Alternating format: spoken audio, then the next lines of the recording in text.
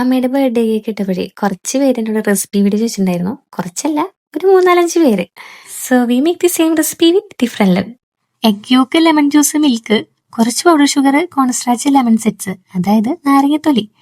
ഇനി ഇത്തിരി ഭംഗിക്കായിട്ട് food colour add ആക്കാം, തികച്ചും ഓപ്ഷണൽ മാത്രമാണ്.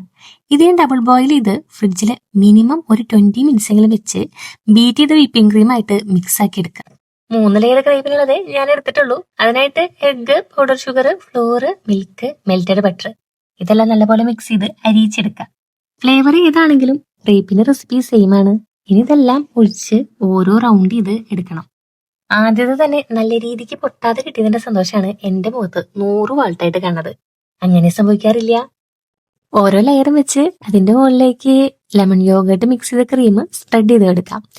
കേക്കിന് എന്താണ് ഇങ്ങനെ ഒരു ഷേപ്പ് എന്ന് ചോദിച്ചു കഴിഞ്ഞാല് ക്രേപ്പ് റോൾ കേക്ക് അല്ലെങ്കിൽ ടവൽ കേക്ക്, അങ്ങനെ എന്ത് വേണമെങ്കിലും വിളിക്കാം.